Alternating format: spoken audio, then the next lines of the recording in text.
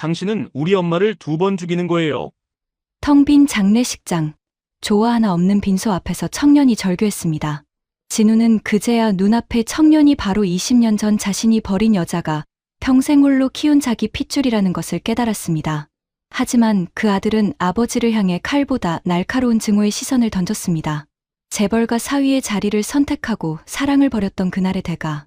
이제 아들과 함께 자신을 파멸시킨 장인을 향한 처절한 복수를 시작합니다. 오늘의 사연 시작합니다. 오늘도 함께 해주셔서 감사합니다. 구독과 좋아요를 눌러주시면 여러분에게 행운이 가득 찾아올 거예요.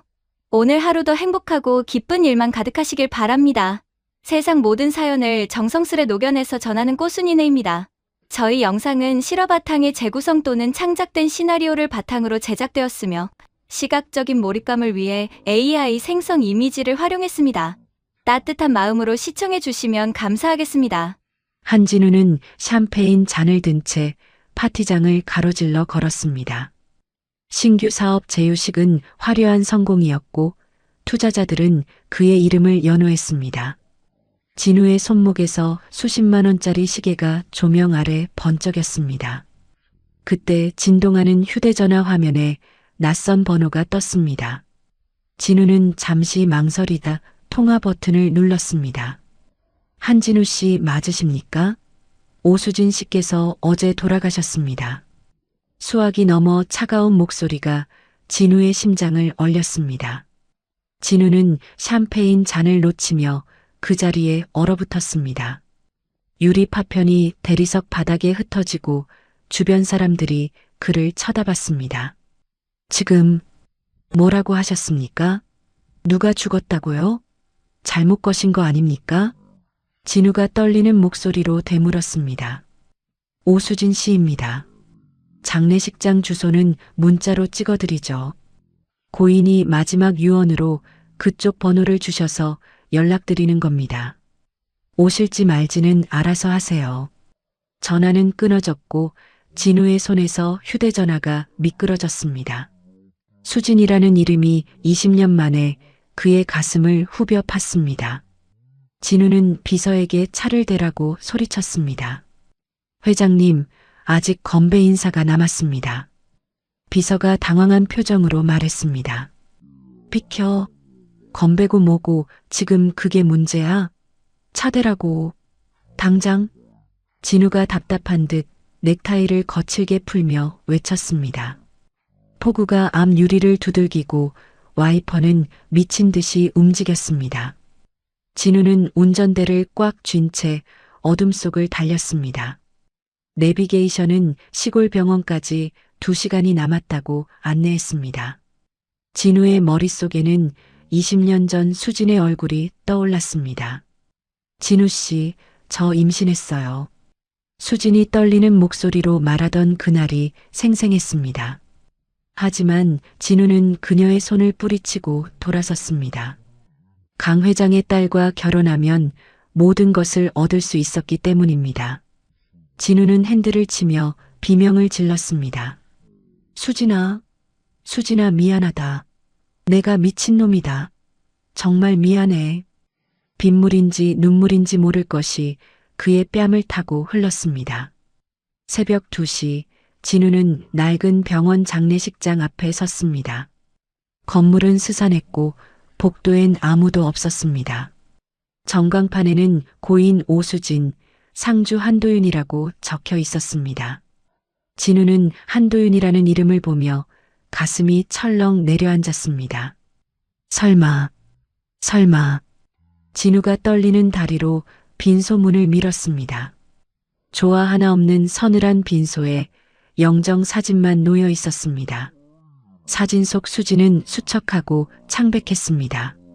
진우는 영정 앞에 무릎을 꿇고 절을 올렸습니다.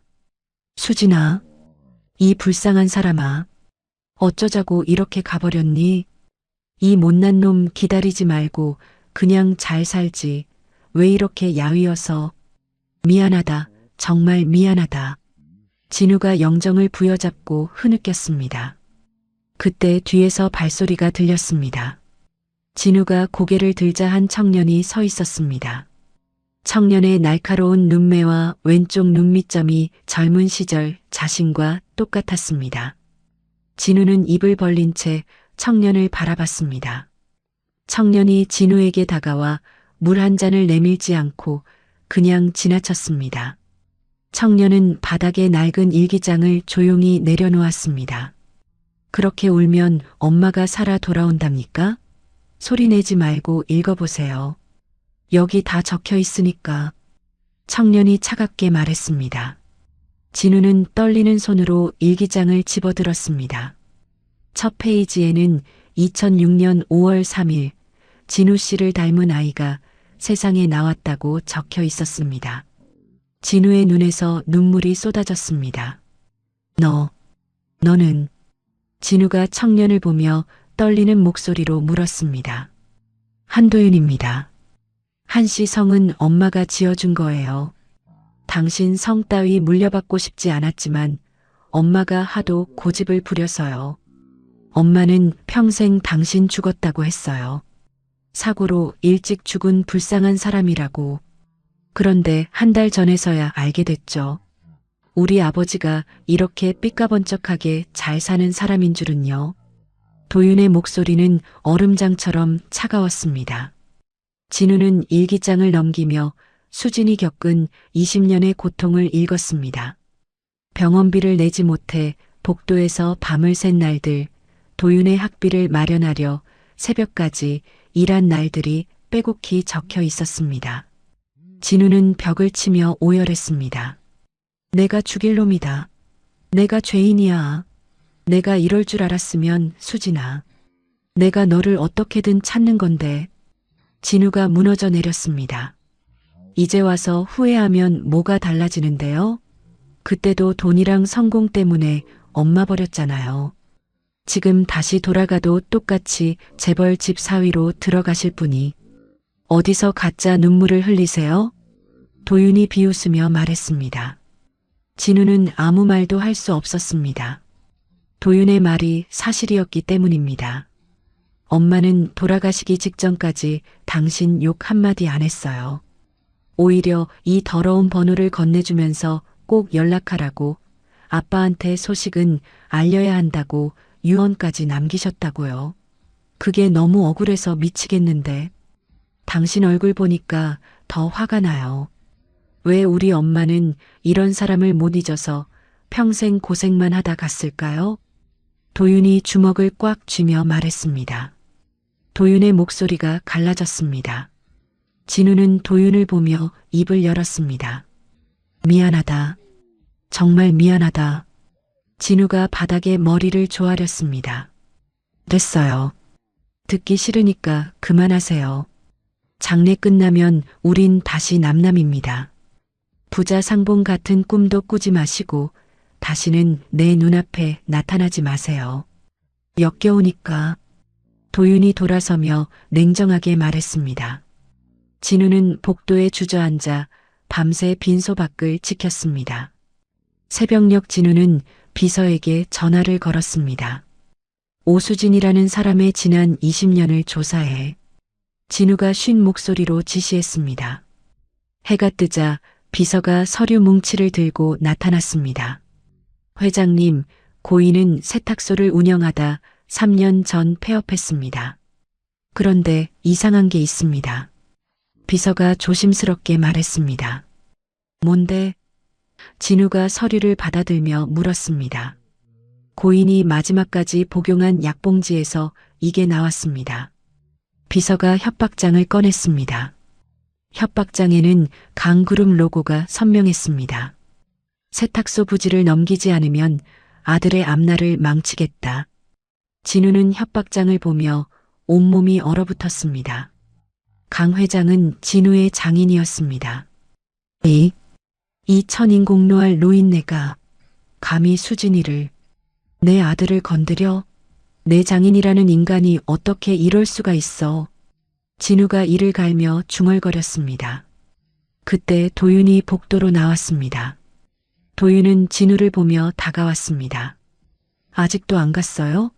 당신 여기 있는 거 우리 엄마가 알면 저승에서도 편히 못 쉬어요. 제발 좀 꺼져달라고요. 도윤이 떨리는 목소리로 외쳤습니다.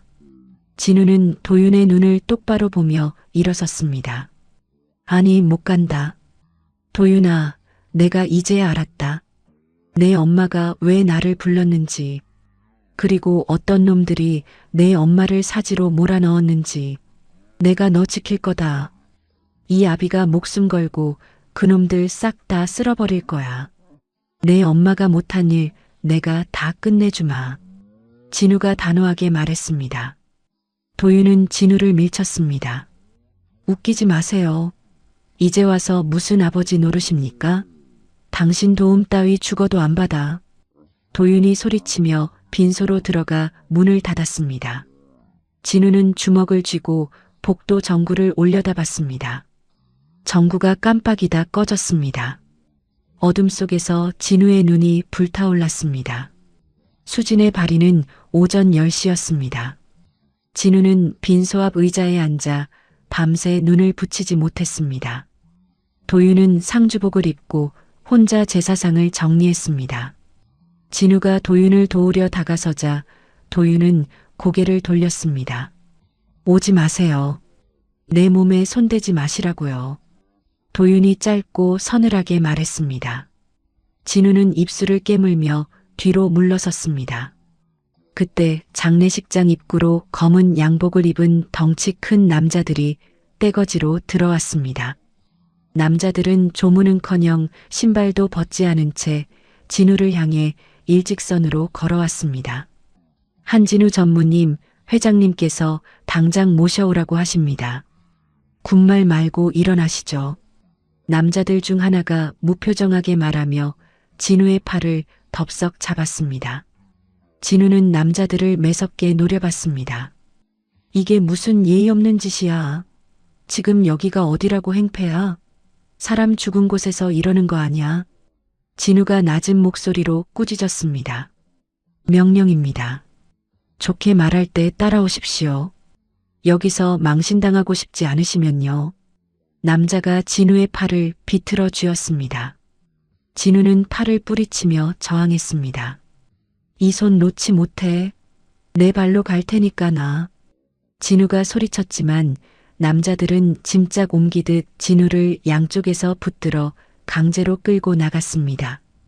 빈소 안에서 도윤이 깜짝 놀라 뛰어나왔지만 남자들은 이미 진우를 검은 차 안에 쳐넣었습니다. 이봐요. 아저씨. 나요. 사람 잡아가요. 도윤이 차 문을 주먹으로 두드렸습니다. 하지만 차는 요란한 엔진 소리를 내며 매정하게 출발해버렸습니다. 도윤은 매캐한 흙먼지를 뒤집어 쓴 채 멍하니 그 자리에 섰습니다. 강그룹 본사 회장실은 50층 꼭대기에 있었습니다. 진우는 개처럼 끌려와 회장실 문 앞에 섰습니다. 문이 열리자 거대한 책상 뒤에 강학수 회장이 도사리고 앉아 있었습니다. 강 회장은 시가를 피우며 진우를 가소롭다는 듯 내려다봤습니다. 거기 서 있지 말고 앉아. 강 회장이 턱짓으로 명령했습니다. 진우는 꼿꼿이 서 있었습니다. 귀가 먹었어? 앉으라고 했잖아. 강 회장이 책상을 쾅 쳤습니다. 진우는 그제야 천천히 의자에 앉았습니다. 강 회장은 시가 연기를 진우의 얼굴에 대놓고 뿜어댔습니다.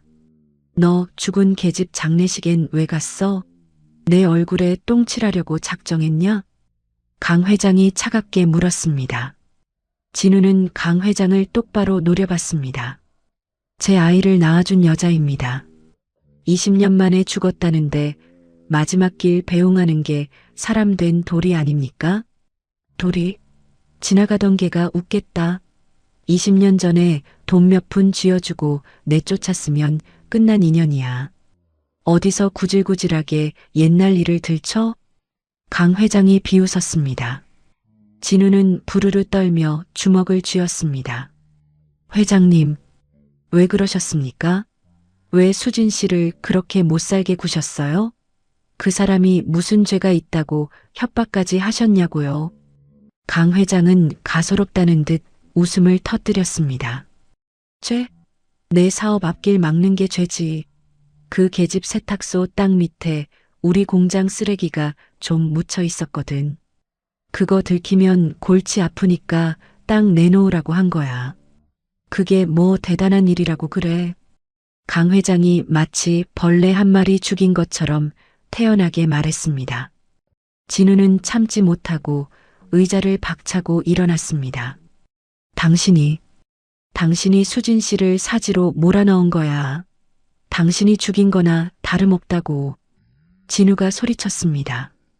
강 회장은 핏발선 눈으로 손가락질을 했습니다. 입 조심해.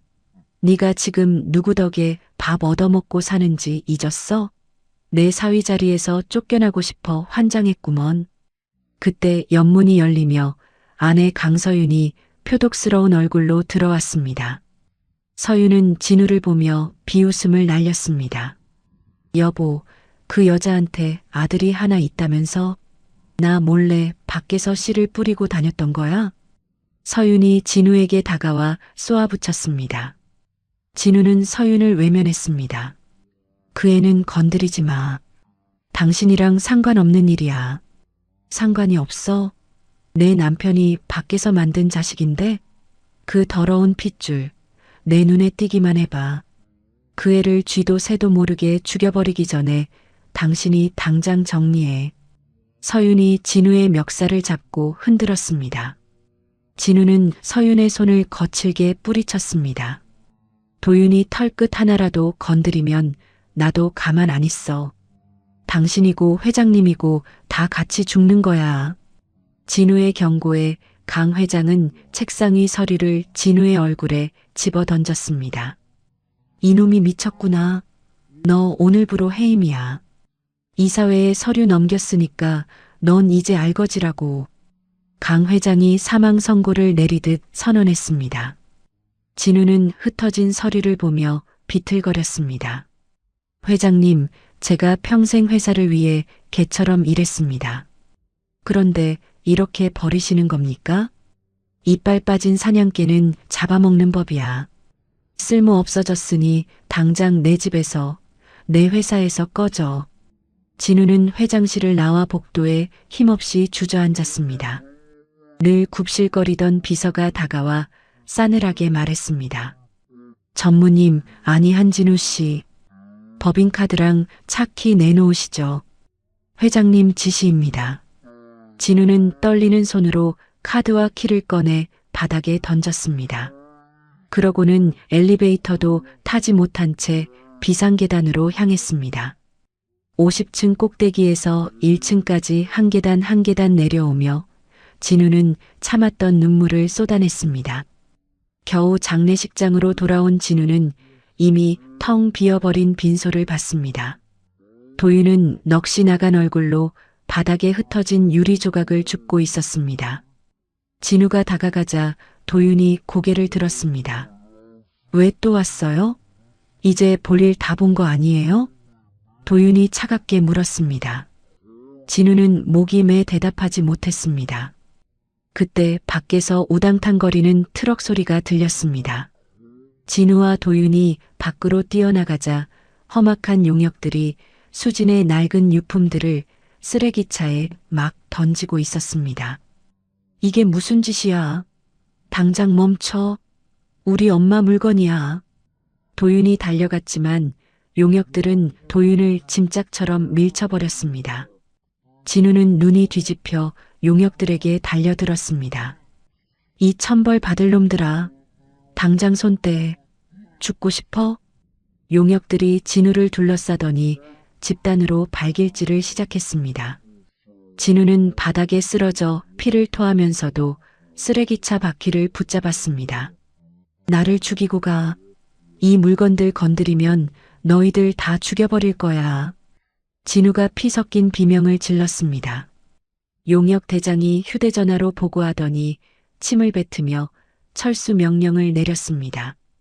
용역들이 떠난 뒤 진우는 쓰레기 더미 속에서 흙투성이가 된 작은 나무 상자를 찾아냈습니다. 상자 안에는 노랗게 빛바랜 아기 베네 저고리가 들어 있었습니다. 진우는 기어가는 몸으로 상자를 도윤에게 건넸습니다. 도윤아, 이거. 도윤이 상자를 받아들자마자 참았던 울음을 터뜨렸습니다. 이거 엄마가 나 태어났을 때 입혔던 거라고. 평생 보물처럼 간직하던 건데. 도윤의 목소리가 바르르 떨렸습니다. 진우는 피 묻은 손으로 도윤의 어깨를 토닥이려 했지만 도윤은 그 손을 매정하게 쳐냈습니다. 당신은 왜 이제야 나타났어요? 엄마가 평생 그 고생을 할 때는 어디 있다가 이제 와서 이래요? 가세요. 가서 당신 잘난 집으로 가시라고요. 도윤은 상자를 품에 꼭 안고 화장장으로 달려갔습니다. 진우는 그 뒷모습을 보며 땅을 쳤습니다. 화장장 대기실, 도윤은 차가운 의자에 앉아 편의점 컵라면으로 끼니를 때웠습니다. 다른 집들은 가족들이 모여 서로를 위로했지만 도윤은 오직 혼자였습니다. 1시간 후 도윤은 따뜻한 온기가 남은 하얀 유골함을 품에 안고 나왔습니다. 진우가 다가가려 할 때 비서에게 전화가 왔습니다. 전무님 아니, 회장님이 법인카드 다 정지시켰고 집 비번도 바꿨답니다. 이제 길바닥으로 나앉게 생기셨어요. 진우는 주머니를 뒤졌지만 꼬깃꼬깃한 10,000원짜리 한 장뿐이었습니다. 택시비조차 없던 진우는 빗속을 걷고 또 걸었습니다. 그날 저녁 뉴스엔 진우의 해임 소식이 대대적으로 보도되었습니다. 고시원 쪽방에서 뉴스를 보던 도윤은 리모컨을 벽에 집어 던졌습니다. 그럼 그렇지. 결국 돈 때문에 쫓겨난 거였어. 역시 쓰레기 같은 인간이었어. 도윤이 이를 갈며 중얼거렸습니다. 다음 날 학교에 가자마자 도윤은 충격적인 광경을 목격했습니다. 게시판에 재벌가 사위에 숨겨진 아들이라는 대자보가 붙어 학생들이 수군거리고 있었습니다. 아르바이트하던 카페 사장도 도윤을 불러 해고를 통보했습니다. 미안해 도윤 씨. 위에서 압력이 내려와서 나도 어쩔 수가 없어. 당장 짐 싸서 나가줘. 도윤은 앞치마를 바닥에 팽개치고 빗속으로 걸어 나왔습니다. 며칠 뒤엔 학교에서 제적 통보서까지 날아왔습니다. 강 회장이 손을 쓴 것이 분명했습니다. 진우는 비참한 몰골로 강 회장을 찾아가 무릎을 꿇고 빌었습니다. 회장님, 제가 잘못했습니다. 제발 우리 아들만은 건드리지 마세요. 제가 지구 반대편으로 떠날 테니까 아이는 제발. 이미 늦었어. 내 눈에 흙이 들어가기 전엔 그 더러운 핏줄 살려둘 수 없다. 강 회장은 빌고 있는 진우를 발로 걷어차고 등을 돌렸습니다. 그리고 그날 밤 도윤이 살던 낡은 고시원에 원인 모를 불이 났습니다. 연기 속에서 간신히 유골함만 품고 탈출한 도윤은 시커넓게 타버린 고시원을 보며 땅바닥을 쳤습니다. 엄마 유품이 다 탔어. 으앙. 뒤늦게 달려온 진우가 도윤을 끌어안으려 했지만 도윤은 진우의 얼굴을 밀쳐내며 악을 썼습니다. 다 당신 때문이야. 당신만 안 나타났어도 우리 엄마 평화롭게 갔어. 당신이 우리 엄마 2번 죽인 거야. 도윤의 절규가 밤하늘에 울려 퍼졌습니다. 진우는 활활 타오르는 불길을 보며 주먹을 피가 나도록 꽉 쥐었습니다. 진우의 눈에는 이제 슬픔이 아닌 지옥 끝까지라도 쫓아가 복수하겠다는 도끼가 서렸습니다. 한 달이 흘렀습니다. 진우는 노숙자 쉼터 지하실에 숨어 지냈습니다. 쉼터 원장은 10년 전 진우가 후원했던 사람이었습니다. 은희님, 여기 있으면 쥐새끼 한 마리도 못 찾아냅니다. 강 회장 그 노인네가 제 아무리 용을 써도 이 밑바닥까지는 눈길도 안 줄 겁니다. 자, 이거라도 덮고 계세요. 원장이 낡았지만 깨끗한 담요를 건네며 말했습니다. 진우는 깨진 거울을 보며 수염을 덥수룩하게 길렀습니다. 머리도 지저분하게 기르고 도수 높은 안경을 썼습니다. 거울 속 자신은 한 달 전에 번듯한 한진우 전무가 아니었습니다. 진우는 노트북을 켜고 해외 서버에 접속했습니다. 홍콩의 가상투자회사 블루 다이아몬드를 설립했습니다. 대리인은 과거 진우의 충직한 비서였던 최 과장이었습니다. 최 과장님, 나 한진우입니다. 지금부터 강그룹 주식을 야금야금 사들이세요. 절대 들키면 안 됩니다. 고양이 발소리도 안 나게 조심해서 매집하세요. 진우가 암호화된 메신저로 지시했습니다. 전무님, 살아계셨군요. 걱정 마십시오. 제 목숨 걸고 강 회장 그 인간 몰래 지분 꽉 잡고 있겠습니다. 전무님만 믿고 가겠습니다. 최 과장이 눈물 섞인 답장을 보냈습니다. 진우는 노트북을 덮고 눅눅한 지하실 천장을 바라봤습니다. 수진아, 조금만 더 기다려줘. 내 이름, 내 얼굴 다 버리고 지옥에서 돌아왔어. 내 눈물, 내 아들 눈물. 그놈들 눈에서 피눈물로 다 돌려줄게. 진우가 이체를 띠며 중얼거렸습니다. 같은 시각 도윤은 강 회장의 으리으리한 저택 정원에 서 있었습니다.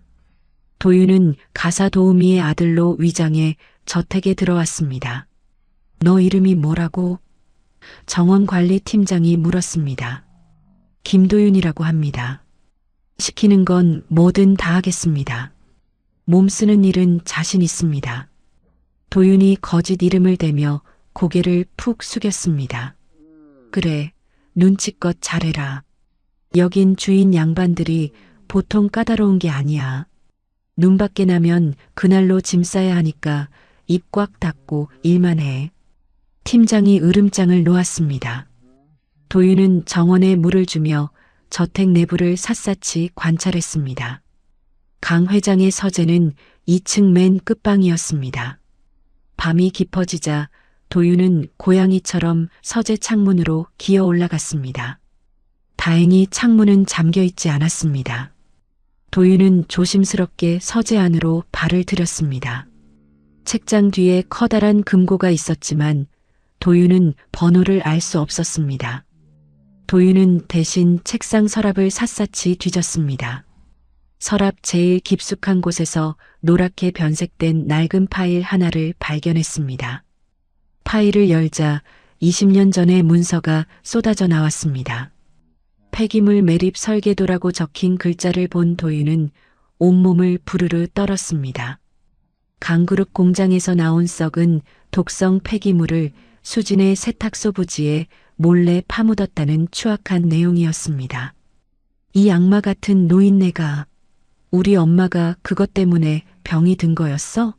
사람 목숨을 파리 목숨보다 못하게 여기고 도윤이 이를 악물며 눈물을 참았습니다. 도윤은 떨리는 손으로 휴대전화를 꺼내 문서를 한 장 한 장 촬영했습니다. 그때 복도에서 벅 소름 끼치는 발소리가 들려왔습니다. 도윤은 서둘러 창문을 넘어 정원 창고로 몸을 숨겼습니다. 다음 날 밤 도윤은 다시 서재로 잠입했습니다. 이번에는 아예 강 회장의 침실까지 가려고 했습니다. 도윤의 주머니에는 라이터와 기름병이 들어 있었습니다. 오늘 이 집구석을 잿더미로 만들고 그 영감탱이랑 같이 지옥으로 가겠어. 엄마, 조금만 기다려. 도윤이 살기 어린 눈으로 다짐했습니다. 도윤이 복도를 지나 강 회장의 침실 문고리를 잡으려는 순간 어둠 속에서 누군가 도윤의 팔을 낚아챘습니다. 도윤은 쏘스라치게 놀라 뒤를 돌아봤습니다. 웬 초라한 노숙자 차림의 남자가 서 있었습니다. 남자는 자기 입에 손가락을 갖다 대며 조용히 하라고 신호했습니다. 남자는 도윤을 거칠게 끌고 비상계단 구석으로 갔습니다. 계단에 도착하자 남자가 모자를 벗었습니다. 바로 진우였습니다. 아버지, 당신이 여기 왜? 도윤이 경악하며 물었습니다. 쉿, 조용히 해. 들키면 다 끝장이야. 진우가 낮고 굵은 목소리로 속삭였습니다. 왜 여기 있어요? 그 꼴은 또 뭐고 어떻게 들어온 거예요? 너 지키려고 왔다. 도윤아, 이런다고 복수가 되는 게 아니야. 기름 붓고 불 지르면 너만 살인자 돼서 인생 망치는 거야. 감정적으로 날뛰면 패배뿐이다. 진우가 도윤의 어깨를 꽉 잡았습니다. 도윤은 진우의 손을 거칠게 뿌리쳤습니다. 상관하지 마세요. 난 저 영감 죽이고 나도 죽을 거니까. 당신이 무슨 상관인데 이제 와서 말려. 기다려. 내가 준비한 게 있어. 이거 봐라. 진우가 주머니에서 작은 USB를 꺼냈습니다. 이게 뭔데요? 이걸로 저 괴물을 잡을 수나 있어요? 내 엄마가 남긴 거다. 강 회장이 관공서에 뇌물 뿌리고 우리 수진이를 협박하던 녹취 파일이 여기 다 들어있어. 내 엄마는 혼자서 외롭게 싸우고 있었다고. 진우가 USB를 도윤의 손바닥에 꾹 눌러주었습니다. 도윤은 USB를 전해받고 손을 벌벌 떨었습니다. 엄마가 이런 걸 준비하고 계셨다고요? 그 아픈 몸으로 혼자서? 그래. 내 엄마는 끝까지 포기 안 했어. 하지만 혼자서는 그 거대한 벽을 넘기 힘들었던 거야. 이제 우리가 그 벽을 무너뜨려야지. 진우의 설명에 도윤은 USB를 부서질 듯 꽉 쥐었습니다. 그럼 우리가 끝내야죠. 절대로 그냥은 안 죽여요. 그 노인네가 가진 거 다 뺏고 밑바닥까지 추락하는 거 보고 나서 그때 지옥으로 보낼 거예요. 도윤이 진우를 똑바로 응시했습니다. 진우는 아들의 눈에서 서늘한 결심을 읽었습니다. 그래, 같이 하자. 이번엔 이 아비가 내 방패가 되어주마. 절대로 너 혼자 두지 않아. 진우가 떨리는 손을 내밀었습니다. 도윤은 한참을 망설이다가 아버지의 거친 손을 잡았습니다. 딱 한 번만 믿어볼게요. 이틀 후 진우와 도윤은 쉼터 지하실에서 비밀리에 만났습니다.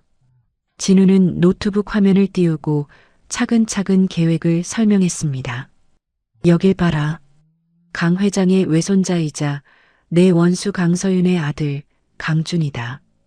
너랑 동갑내기지. 압니다. 저랑 같은 학교 다니던 금수저 놈이죠. 세상 무서운 줄 모르고 날뛰던 인간 말종. 이놈의 신뢰를 얻어라. 그래서 강씨 가문 내부 정보를 속속들이 빼내야 해. 어떻게요? 그놈이 저를 기억할지도 모르는데. 너 연기 전공이잖아. 세상 어디에도 없는 충직한 비서 지망생으로 연기해. 강준의 자존심을 살살 긁어주면서 그의 그림자가 되는 거다. 도윤은 고개를 끄덕였습니다. 알겠어요. 배우가 무대 오르기 전에 대본 외우는 것보다 더 완벽하게 연기해 볼게요. 진우는 또 다른 화면을 켰습니다. 화면 속에는 마스크를 쓴 기묘한 남자가 나타났습니다. 안녕하십니까? 제로라고 합니다. 남자가 기계로 변조된 목소리로 인사했습니다. 이 사람은 내가 고용한 천재 해커다. 제로는 강 회장이 평생 숨겨온 비자금 계좌를 털 거야. 그게 정말 털려요? 스위스니 뭐니 복잡하게 숨겨놨을 텐데. 시간은 좀 걸리겠지만 바늘구멍 하나만 있으면 들어갑니다. 스위스 가상 계좌? 그거 제 전공입니다. 조금만 기다리십시오. 제로가 자신만만하게 말했습니다. 진우는 노트북을 닫고 아들을 엄하게 바라봤습니다. 주식으로 숨통을 조이고 네가 안에서 정보를 빼내고 제로가 돈줄을 끊는다. 우리는 이 세 가지를 동시에 터뜨릴 거다. 성공. 할 수 있을까요? 상대는 대한민국을 쥐고 흔드는 강 회장인데요. 반드시 성공시킨다. 하늘에 있는 내 엄마한테 그리고 너한테 지은 내 죄를 씻기 위해서라도 내 모든 걸 걸고 성공시킨다. 진우의 단호한 말에 도윤은 짧게 한숨을 내쉬며 결의를 다졌습니다. 일주일 후 도윤은 강준이 매일 밤 출입하는 고급 클럽 앞에서 기다렸습니다. 화려한 차에서 내리는 강준에게 도윤이 밝은 표정으로 다가갔습니다. 저기, 혹시 강준 씨 아니세요? 와, 진짜 연예인인 줄 알았어요. 강준은 거만한 눈빛으로 도윤을 훑어봤습니다. 뭐야, 넌? 누구신데 내 이름을 불러? 저 강준 씨 팬이에요. SNS에서 유명하시잖아요. 패션 감각이 너무 좋으셔서 꼭 한번 뵙고 싶었는데 여기서 뵙다니 영광입니다. 사진 한 장만 찍어주시면 안 될까요? 도윤의 능청스러운 연기에 강준은 기분이 좋아져 어깨를 으쓱했습니다. 참나, 내가 좀 유명하긴 하지. 그래, 한 장 찍어줄게. 너 눈썰미 좋네. 도윤은 싱글벙글 웃으며 사진을 찍고 강준의 비위를 맞췄습니다. 그렇게 한 달 만에 도윤은 강준의 개인 비서 자리를 꿰찼습니다. 강준은 눈치 빠르고 일 잘하는 도윤을 형제처럼 의지하기 시작했습니다. 도윤아, 넌 진짜 내 속을 어쩜 그렇게 잘하냐? 내 밑에 있던 놈들은 다 멍청했는데 말이야. 과찬이십니다, 준이 형님. 제가 형님 그림자 아닙니까? 형님 편하신 게 제 행복이죠. 어느 날 밤 강준은 도윤을 클럽 비밀의 방으로 데려갔습니다. 강준은 주머니에서 하얀 가루를 꺼냈습니다. 마약이었습니다. 야, 이거 진짜 죽여준다. 너도 한 모금 할래? 너니까 내가 특별히 주는 거야.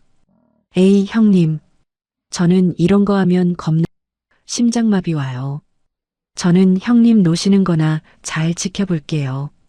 도윤은 넉살 좋게 거절하면서 넥타이 핀에 숨겨진 초소형 카메라로 강준이 마약을 투약하는 현장을 고스란히 촬영했습니다.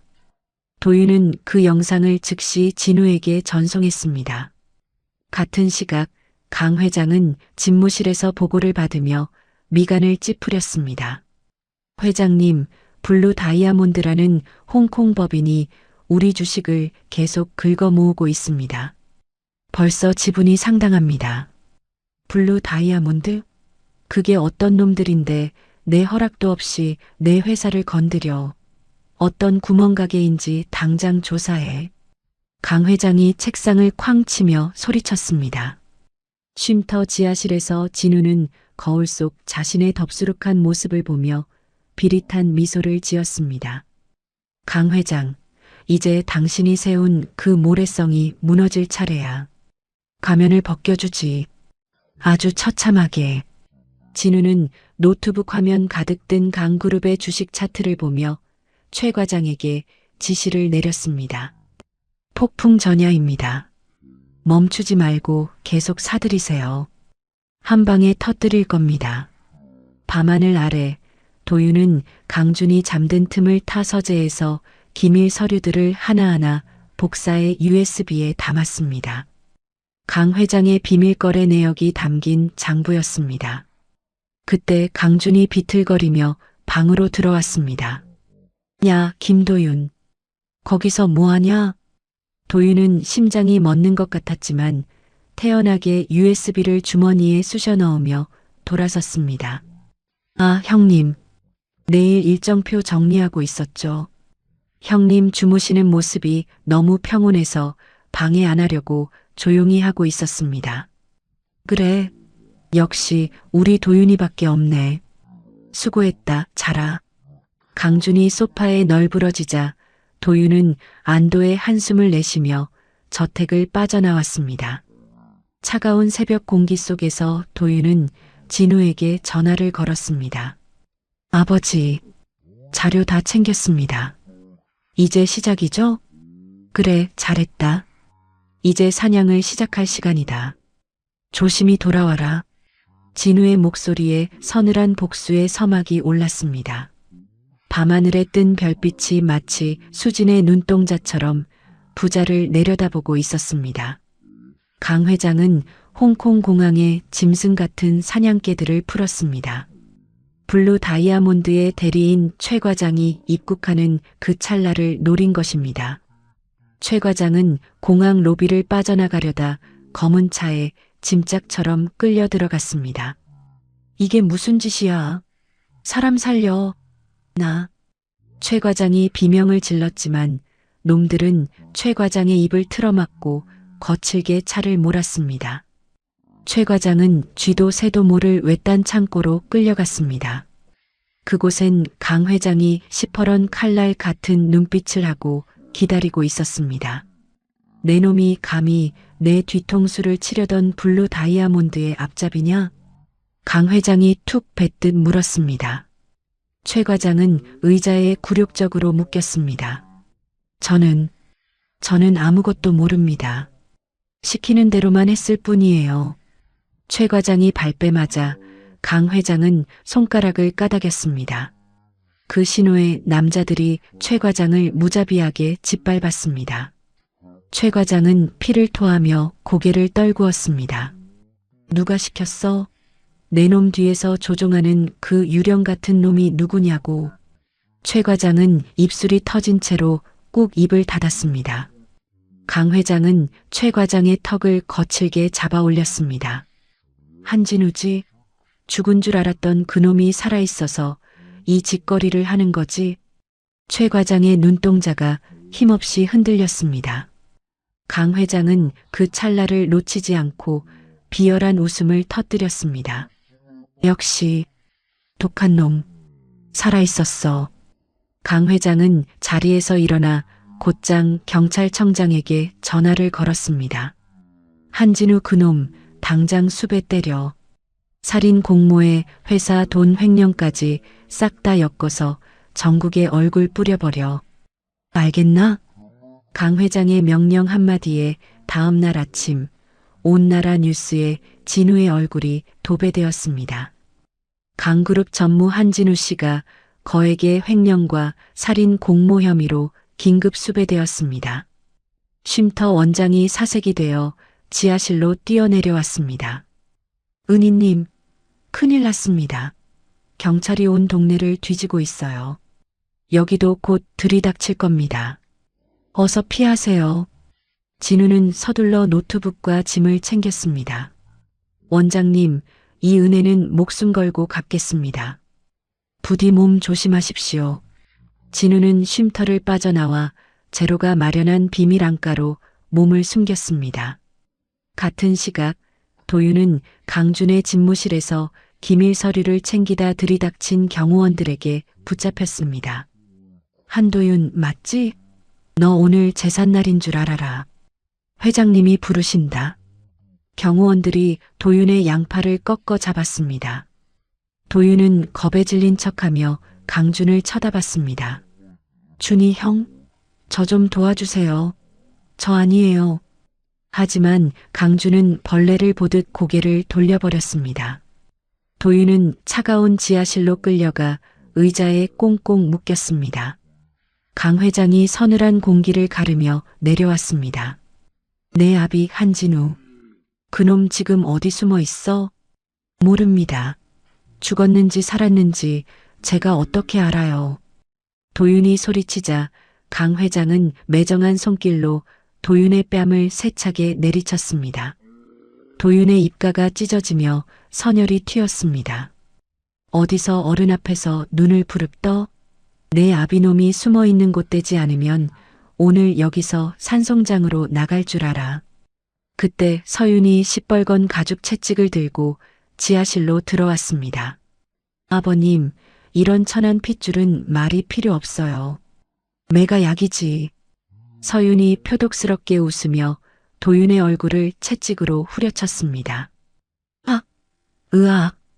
도윤은 비명을 지르면서도 이를 악물고 버텼습니다. 서윤은 도윤의 얼굴과 몸을 미친 듯이 내려쳤습니다. 말해. 그 인간 어디 있어? 내 목숨보다 그 인간 목숨이 더 소중해? 도윤은 피를 꿀꺽 삼키며 오히려 비릿하게 웃었습니다. 모른다고. 이 악마 같은 년아. 안가에서 이 광경을 도청하던 제로가 진우에게 급보를 알렸습니다. 전무님, 도윤 씨가 잡혔습니다. 지금 지하실에서 고문을 당하고 있어요. 진우는 심장이 멎는 것 같아 휴대전화를 떨어뜨렸습니다. 뭐라고? 도윤이가, 내 아들이. 진우가 재킷을 낚아채며 문으로 달려나갔습니다. 하지만 제로가 앞을 가로막았습니다. 안 됩니다. 지금 가면 우리 계획은 수포로 돌아가고 전무님도 잡힙니다.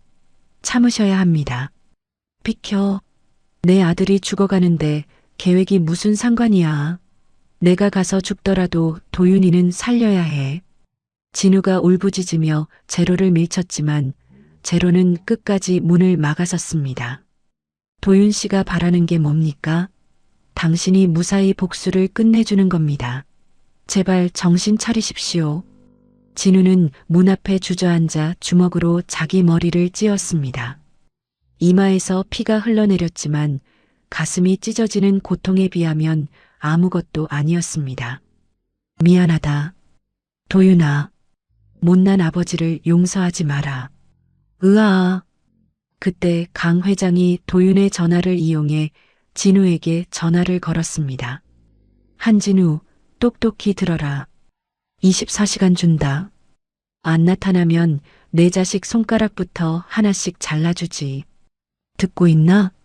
수화기 너머로 도윤의 처절한 비명이 들려왔습니다. 아버지, 절대 오지 마세요. 저 괜찮으니까 제발 계획대로 하세요. 오면 저 혀 깨물고 죽어버릴 거예요. 도윤의 절규에 강 회장이 전화를 뚝 끊어버렸습니다. 진우는 피가 거꾸로 솟는 분노를 억누르며 제로를 돌아봤습니다. 시작해. 지금 당장 저놈들의 심장줄을 끊어버려. 진우의 명령에 제로는 노트북 건반을 미친 듯이 두드려 강그룹 주식을 시장에 쏟아냈습니다. 순식간에 주가는 바닥으로 곤두박질 쳤습니다. 지하실에서 도윤을 비웃던 서윤은 용역 팀장에게 잔인한 지시를 내렸습니다. 한진우 그 인간 결국 안 오는구나. 자식보다 제 목숨이 소중한 거지. 여봐라. 이에 산속에 데려가서 산채로 묻어버려. 흔적도 안 남게. 도윤은 구덩이 옆에 무릎이 꿇린 채 포클레인이 땅을 파는 소리를 들었습니다. 엄마. 이제 엄마 곁으로 가요. 미안해. 용역들이 도윤을 구덩이로 밀어 넣으려던 그 찰나 숲속에서 날카로운 총소리가 울렸습니다. 탕, 탕. 진우가 미리 전 재산을 털어 매수해 두었던 강 회장의 최측근 보안 요원들이었습니다. 도윤 도련님, 정신 차리십시오. 요원들이 도윤을 끌어올려 차에 태웠습니다. 안가에서 아들을 맞이한 진우는 피투성이가 된 도윤을 품에 안고 짐승처럼 울었습니다. 도윤아, 살아있었구나. 고맙다, 정말 고맙다. 아버지, 저는 괜찮아요. 이제 마지막 한 방 보여주세요. 상처투성이인 아들의 격려에 진우는 눈물을 닦고 노트북 앞에 앉았습니다. 제로가 보고했습니다. 강 회장의 스위스 비자금 계좌 완전히 털어버렸습니다. 이제 그 노인은 빈털터리입니다. 진우는 전 재산을 건 마지막 공격 버튼을 눌렀습니다. 강그룹은 하루아침에 부도 위기에 몰렸고 강 회장은 집무실에서 피를 토하며 쓰러졌습니다. 병원 주차장 실려 들어가는 강 회장 앞에 도윤이 수진의 영정 사진을 들이밀며 나타났습니다. 이 얼굴 기억해? 당신이 죽인 우리 엄마야. 이제 당신도 똑같이 지옥으로 가. 도윤의 일갈에 강 회장은 눈을 까뒤집으며 실성한 듯 떨었습니다. 같은 시각 공항에서 도망치려던 서윤 앞에 진우가 나타났습니다. 서윤아, 어디 가니? 당신 자리는 이제 감옥이야. 진우가 서윤의 손목에 차가운 수갑을 채웠습니다. 서윤이 비명을 지르며 끌려가던 그때 어둠 속에서 나타난 살인 청부업자가 진우의 등에 칼을 깊숙이 꽂았습니다.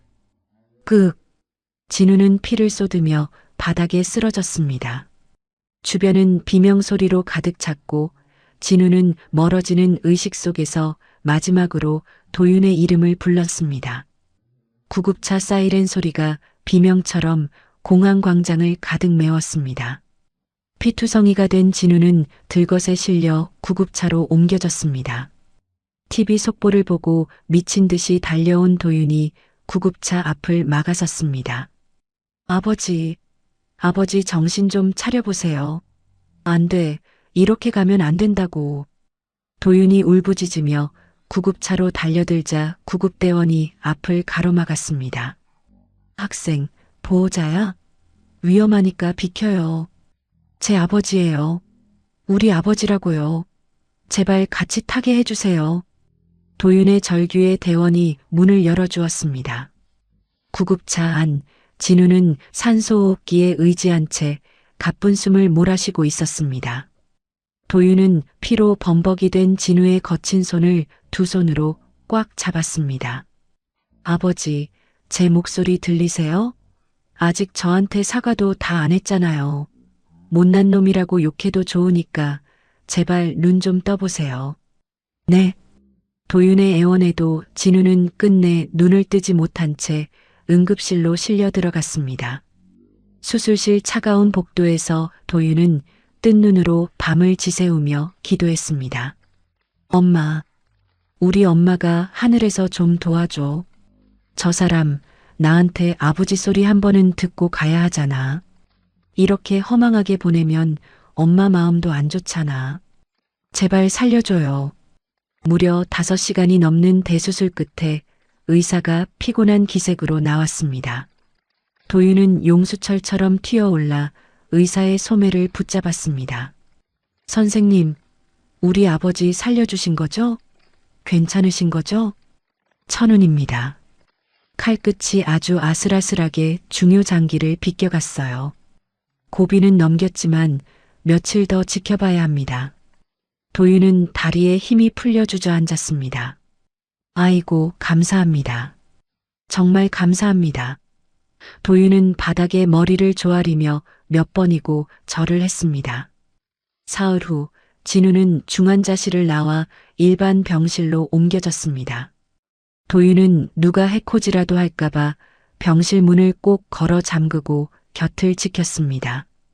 잠든 진우의 이마를 정성껏 닦아주며 도윤은 가슴에 묻어둔 이야기를 꺼냈습니다. 아버지, 나 사실은요, 아버지 많이 미워했어요. 엄마가 파출부일 나가서 손이 다 부르트고 병원비 없어서 끙끙 앓을 때, 그때 아버지는 어디서 뭐 하나 원망 많이 했거든요. 도윤의 목소리가 젖어들었습니다. 그런데 이제 알겠어요. 아버지도 우리 지키려고 지옥 같은 곳에서 혼자 싸우고 계셨다는 거. 그러니까 이제 그만 일어나요. 나랑 같이 엄마 복수 마무리해야 할 거 아냐? 혼자 가면 내가 가만 안 둘 거야. 도윤이 진우의 손을 잡고 눈물을 뚝뚝 흘리던 그때 진우의 손가락이 미세하게 움직였습니다. 일주일 만에 진우가 천천히 눈을 떴습니다. 옆에서 꼬박 밤을 새우다 꾸벅꾸벅 졸고 있는 도윤의 모습이 제일 먼저 들어왔습니다. 도윤아. 진우의 쉰 목소리에 도윤이 깜짝 놀라 일어났습니다. 아버지, 정신이 드세요? 나 알아보겠어요? 진우는 힘겹게 미소를 지으며 도윤의 손을 맞잡았습니다. 미안하다. 이 못난 애비 때문에 고생이 많았지? 아니에요, 괜찮아요. 사람만 계시면 돼요. 이제 어디 가지 마요. 진우는 눈시울이 붉어져 도윤의 머리를 쓰다듬었습니다. 도윤아, 염치 없지만 이 애비 소원 하나만 들어줄래? 내 입에서 그 소리 한 번만 들어보는 게 소원이다. 도윤은 잠시 수줍은 듯 고개를 숙였다가 진우의 눈을 똑바로 보며 대답했습니다. 아버지, 고생하셨어요, 아버지. 진우는 그 한마디에 억장이 무너지는 듯 눈물을 쏟아냈습니다. 뭐냐? 내 아들. 고맙다, 정말 고맙다. 두 부자는 서로를 부둥켜 안고 한참을 울었습니다. 그때 중후한 신사가 병실 문을 열고 들어왔습니다. 깔끔한 양복 차림에 대쪽 같은 기품이 서린 노인이었습니다. 갑작스러운 방문 실례하겠습니다. 한진우 전무님 맞으시지요? 누구신데 이 병실을? 박용수라고 합니다. 20년 전 강학수 그 인간 사냥개들한테 내 가문과 인생을 통째로 뺏겼던 늙은이지요. 진우는 번뜩 정신이 들었습니다. 법조계에서 대쪽깎기로 소문났던 전설적인 박용수 변호사였습니다. 아니, 박노 신사님 아니십니까? 여기까지 어쩐 일이십니까? 당신들 부자가 강 회장 콧대를 꺾어놓는 걸 보고 전율을 느꼈소. 내 평생 꿈꾸던 일을 당신들이 해내고 있더군. 박 노인은 묵직한 서류 가방을 열어 탁자에 올려놓았습니다. 늙은이가 빈손으로 오기 뭐해서 선물 좀 가져왔소. 강학수 그 인간을 두 번 다시 빛 못 보게 만들 확실한 작두요. 서류를 확인한 진우의 눈이 휘둥그레졌습니다. 20년 전 강 회장이 폐기물을 몰래 묻을 때 작성한 진짜 설계도와 뒷돈을 받아 챙긴 공무원 명단이었습니다. 이 귀한 걸 어찌 지금까지 때를 기다렸지. 내 힘으론 부족했는데 당신들 부자를 보니 이제야 임자를 만났다 싶더군.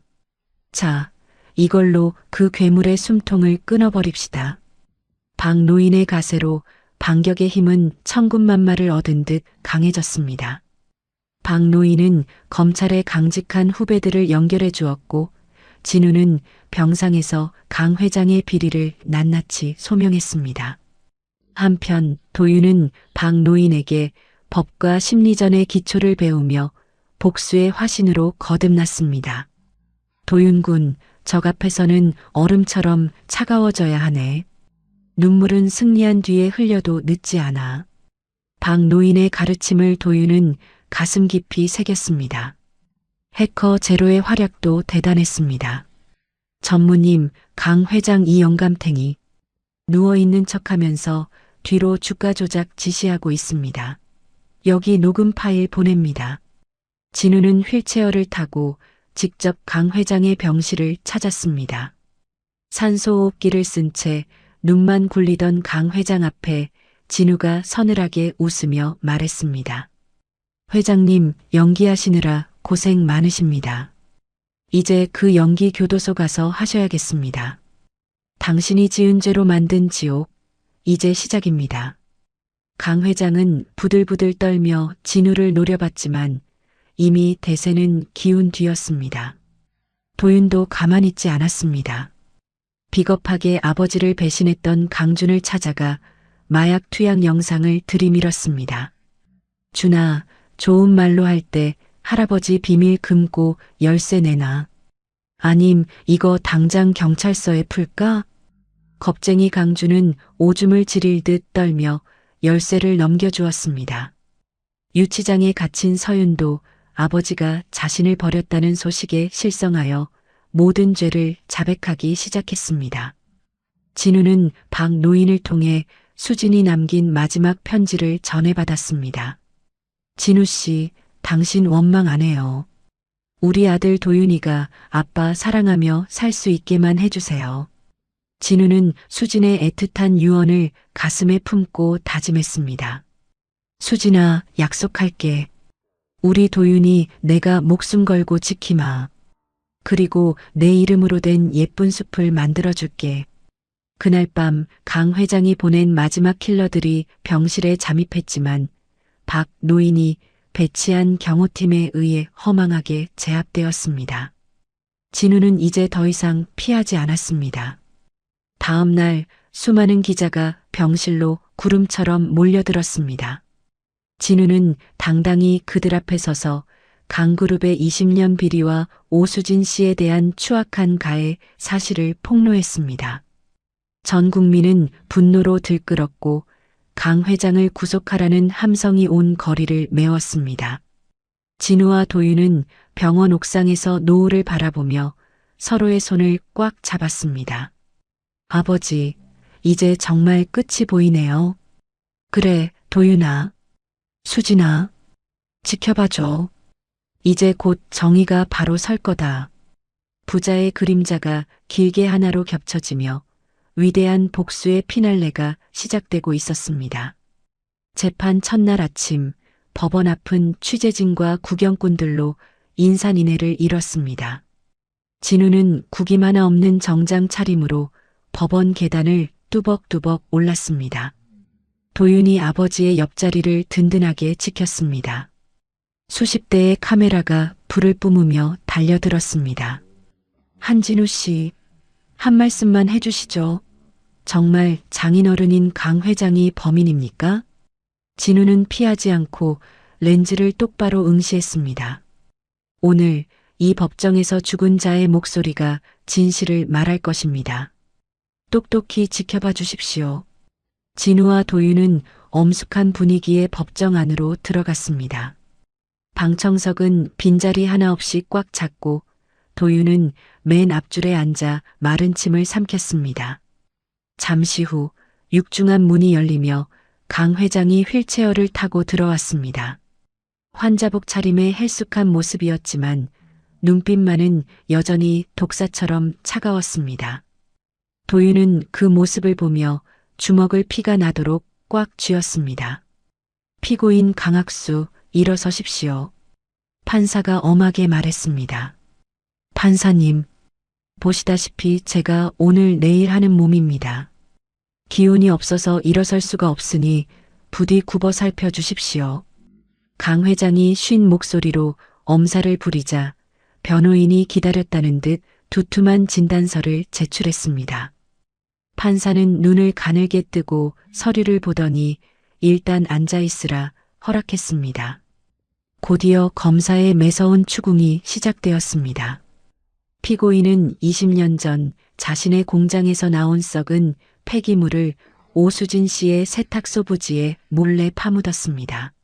그 독극물 때문에 꽃다운 나이의 여인이 암에 걸려 처참하게 죽어갔습니다. 이게 사람이 할 짓입니까? 증거 있습니까?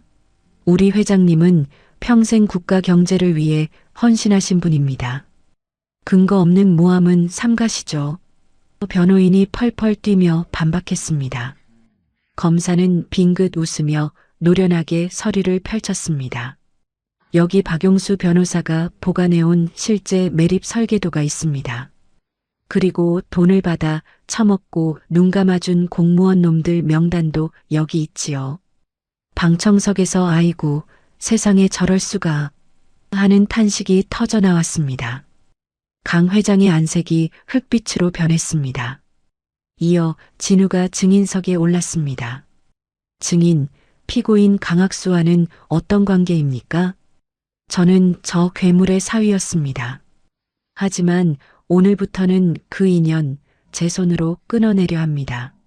저 노인네는 수진 씨가 땅을 안 내놓자 하나뿐인 아들 도윤이의 앞날을 망치겠다고 협박까지 일삼았습니다. 진우의 목소리가 법정에 쩌렁쩌렁 울려 퍼졌습니다. 방청석의 도윤은 엄마의 고통이 떠올라 소리 없이 눈물을 훔쳤습니다. 변호인이 독설을 내뱉으며 진우를 공격했습니다. 웃기지 마십시오. 당신도 20년 전에 그 여자를 버린 공범 아니오? 이제 와서 무슨 자격으로 정의로운 척을 하는 겁니까? 부성에 사업권 따내려고 아들 이용하는 쇼 아닙니까? 진우는 눈 하나 깜짝하지 않고 변호인을 쏘아봤습니다. 맞습니다. 나도 죄인입니다. 내 죄는 평생 도윤이한테 갚으며 살 겁니다. 하지만 내 죄가 저 노인네가 저지른 살인과 갈취를 덮어주지는 못합니다. 여기 내 아들 도윤이와의 유전자 검사지입니다. 도윤이는 내 목숨보다 귀한 내 유일한 아들입니다. 진우가 서류를 판사 앞에 내던지자 법정 안은 벌집을 쑤신 듯 술렁였습니다. 이어 도윤이 증언대에 섰습니다. 우리 엄마는요.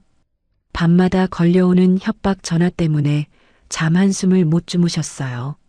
내 아들 거지로 만들기 싫으면 당장 도장 찍어라는 그 목소리에 엄마는 피를 토하면서도 저를 지키려고 버티셨다고요.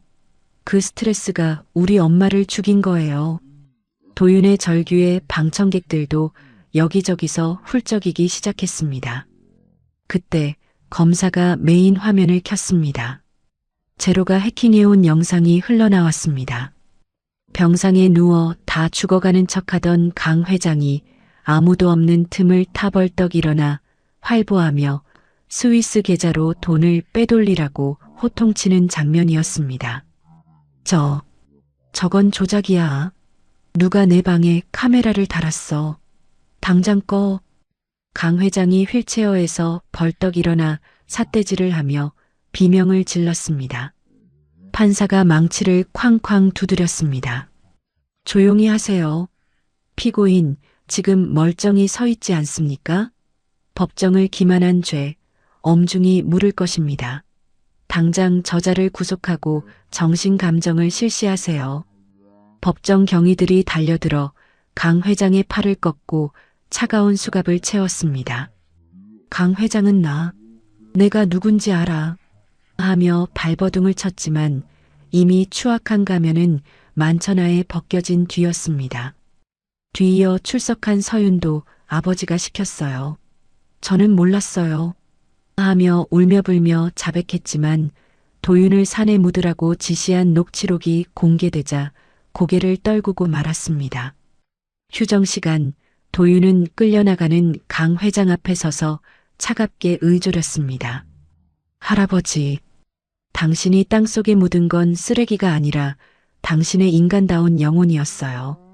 이제 평생 차가운 감방에서 그 쓰레기 냄새나 맡으며 사세요. 강 회장은 도윤의 목을 조르려 손을 뻗으며 비명을 질렀지만 그 추태는 생중계 카메라를 통해 전국으로 퍼져나갔습니다.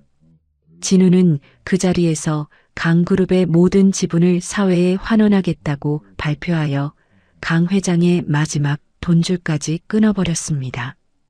도윤은 마지막으로 엄마의 낡은 일기장을 판사에게 바쳤습니다. 이건 우리 엄마가 20년 동안 눈물로 쓴 기록입니다. 엄마의 모든 고통이 여기 담겨 있습니다. 판사는 경건한 손길로 일기장을 받아들고 증거로 채택했습니다.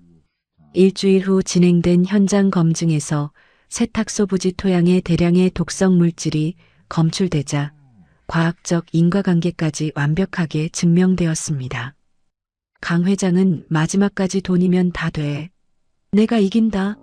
라고 미친 듯이 웃었지만 그 소리는 공허한 메아리가 되어 복도 끝으로 사라졌습니다. 법원 계단을 내려오는 부자에게 수많은 마이크가 들이대졌습니다. 진우는 도윤의 손을 꼭 잡으며 말했습니다. 수진아, 이제 정말 다 왔다. 이제 편히 쉬어라. 그날 밤 부자는 수진의 납골당을 찾았습니다. 환한 달빛이 유골함을 비추고 있었습니다. 엄마, 우리 이겼어요. 이제 나쁜 놈들 다 벌받을 거예요. 그러니까 거기서는 아프지 말고 예쁜 옷 입고 웃고만 계세요. 네. 도윤이 엄마 사진을 어루만지며 속삭였습니다. 진우는 아들의 어깨를 감싸 안으며 하늘을 우러러 보았습니다. 이제 곧 정의의 종소리가 울려 퍼질 마지막 선고일만을 남겨두고 있었습니다. 선고일 아침, 법원 앞은 발 디딜 틈 없는 인파로 가득 찼습니다. 시민들은 악덕 기업주 강학수를 엄벌하라 는 피켓을 들고 정의를 외쳤습니다. 진우와 도윤은 당당한 걸음으로 법원 계단을 올랐습니다. 수백 개의 카메라 플래시가 두 사람을 비췄지만 진우의 표정은 바위처럼 단단했습니다. 아버지, 손이 떨리세요? 제가 꼭 잡고 있을게요. 도윤이 진우의 팔을 가만히 잡으며 물었습니다. 진우는 아들의 손을 다독이며 인자하게 미소 지었습니다. 아니다, 도윤아. 오히려 마음이 아주 편안하구나. 이제야 모든 걸 제자리로 돌려놓는 기분이야. 두 사람이 법정 안으로 들어서자 숨막히는 긴장감이 감돌았습니다. 방청석엔 수진과 같은 고통을 겪은 환경 피해자들과 시민들이 자리를 꽉 채웠습니다. 조력자박 노인도 꼿꼿이 앉아 부자를 향해 고개를 끄덕였습니다. 잠시 후 수갑을 차고 수의를 입은 강 회장이 비틀거리며 들어왔습니다. 기세등등하던 모습은 간대없고 하얗게 센 수염에 초점 잃은 눈동자가 처량해 보이기까지 했습니다. 뒤따라 들어온 서윤도 고개를 푹 숙인 채 죄수복 차림으로 자리에 앉았습니다. 판사가 법정에 들어서자 정적이 흘렀습니다. 지금부터 피고인 강학수에 대한 선고를 시작합니다. 판사의 엄숙한 목소리에 법정 안은 숨소리조차 들리지 않았습니다. 판사는 강 회장의 죄목을 하나하나 낭독했습니다. 피고인 강학수는 독성 폐기물을 불법 매립하여 무고한 시민을 죽음으로 몰아넣고 이를 은폐하려 살인 교사와 협박을 일삼았습니다. 이에 본 법정은 피고인 강학수에게 무기징역을 선고합니다. 판사의 망치 소리가 3번 울려 퍼지는 순간 방청석에서는 와 하는 함성과 환호가 터져 나왔습니다. 강 회장은 이럴 순 없어. 내 돈이, 내 회사가 하며 그 자리에 주저앉아 헛소리를 중얼거렸습니다. 이어 판사는 서윤에게도 선고를 내렸습니다.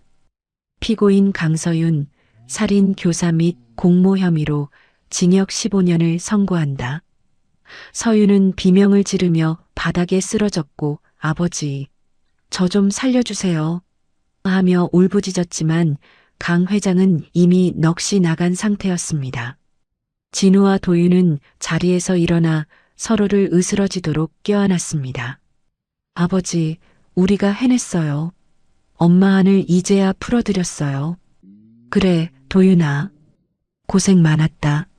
내 엄마도 하늘에서 이제야 발 뻗고 편히 쉬겠구나.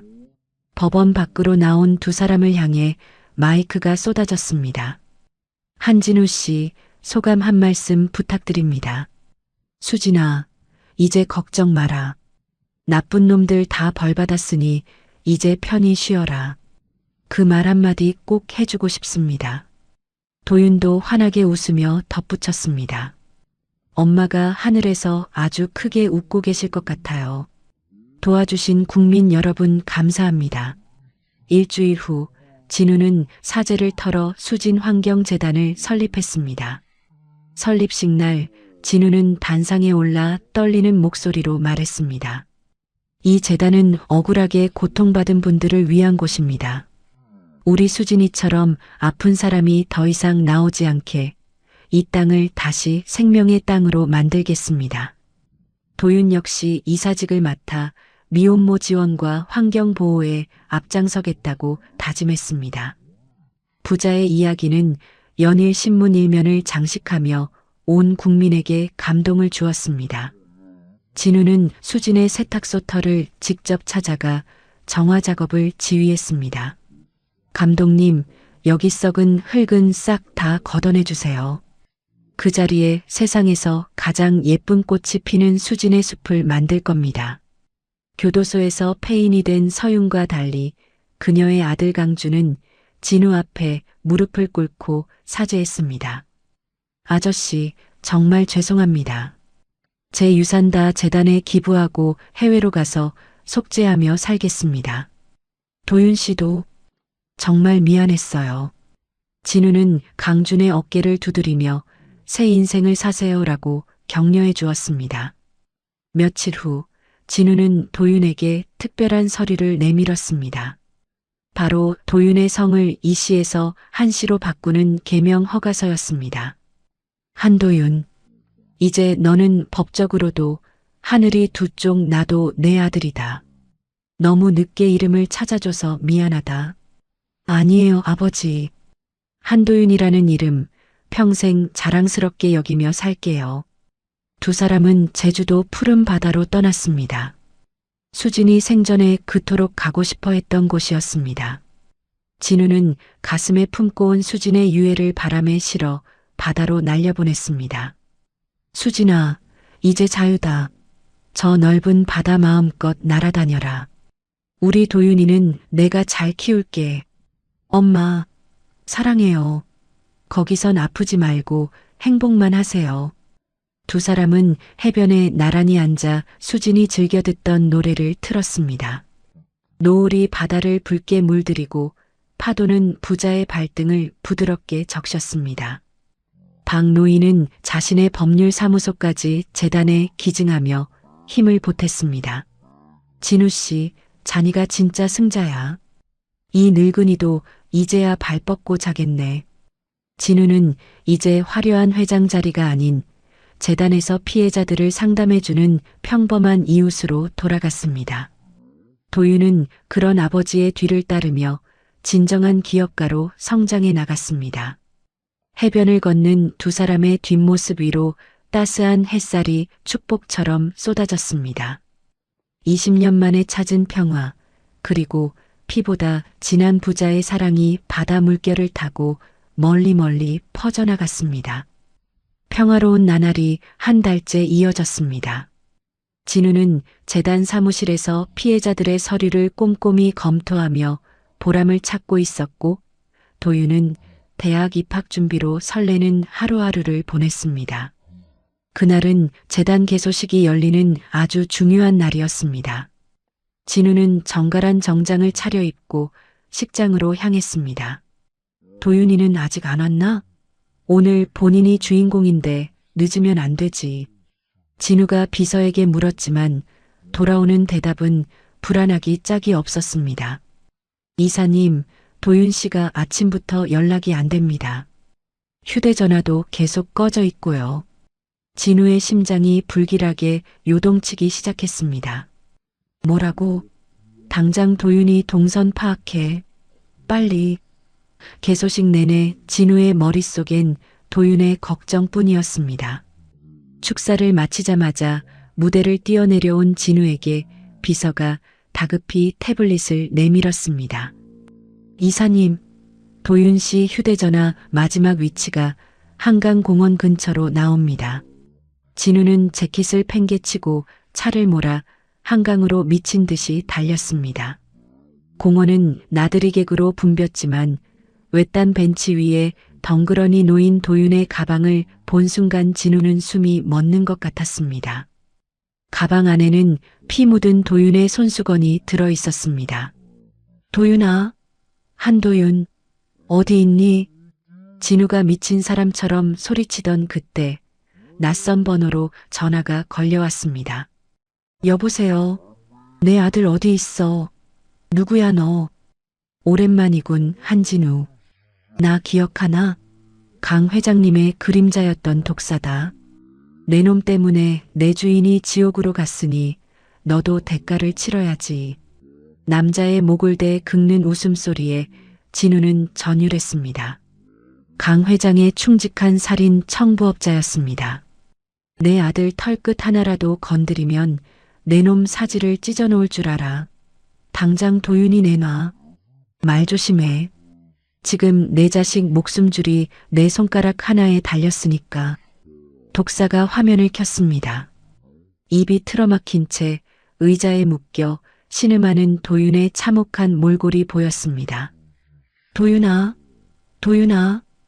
진우의 비명에 독사가 차갑게 명령했습니다. 1시간 준다. 내 계집이 죽은 그 세탁소 지하실로 혼자 와라. 경찰의 입이라도 벙긋하면 그 즉시 내 아들 머리에 구멍을 내주지. 진우는 제로에게 전화를 걸어 영상의 소리를 분석하게 했습니다. 전무님 배경에 울리는 소리를 보니 지하 저장고입니다. 예전 폐기물 저장고가 있던 세탁소 지하실이 틀림없습니다. 진우는 앞뒤 잴 것 없이 폐허가 된 세탁소 터로 달렸습니다. 녹슨 철문을 밀고 어둡고 음산한 지하실로 내려가자 한쪽 구석에 만신창이가 된 도윤이 묶여 있었습니다.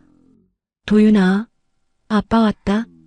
진우가 달려가려 할 때 갑자기 천장 조명이 켜지며 독사가 칼을 휘두르며 나타났습니다. 역시 제 발로 기어 들어오는군. 자, 선택해라. 내 아들을 살리고 싶으면 이 칼로 내 심장을 찔러. 그럼 아들은 살려보내주지. 독사가 발밑에 칼을 던졌습니다. 도윤은 으붑거리며 고개를 거칠게 저었고 눈에선 핏물 섞인 눈물이 흘러내렸습니다. 진우는 아들을 살리기 위해 떨리는 손으로 칼을 집어들었습니다.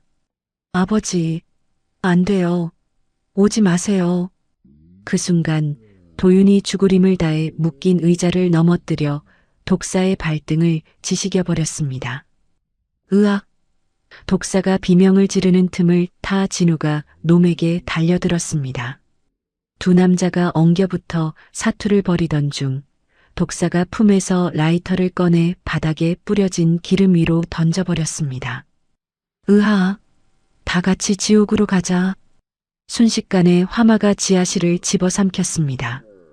진우는 옷에 불이 붙는 줄도 모르고 도윤에게 달려가 밧줄을 끊었습니다. 도윤아, 가자. 정신 차려. 하지만 그 순간 노후된 지하실 천장이 무너져 내리며 거대한 잔해가 진우의 다리를 덮쳤습니다. 으악!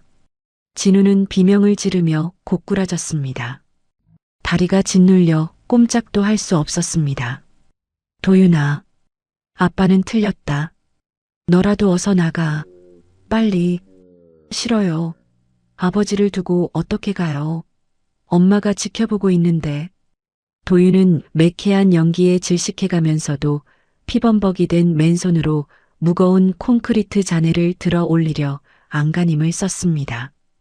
으아, 아버지 살려야 돼. 짐승 같은 포효와 함께 도윤의 손가락 손톱이 다 빠져나갈 듯 잔해를 들어 올렸고 기적처럼 진우의 다리가 빠져나왔습니다. 가자, 도윤아. 부자는 서로를 부축해 불길 속을 뚫고 계단을 기어 올랐습니다. 그들이 밖으로 몸을 날리는 순간 지하실이 굉음과 함께 폭발하며 무너져 내렸습니다. 검게 그을린 채 바닥에 쓰러진 부자는 서로를 바라보며 거친 숨을 내뱉었습니다. 살았구나, 우리 아들. 진우는 전신 화상의 고통 속에서도 아들의 무사함에 미소 지었습니다.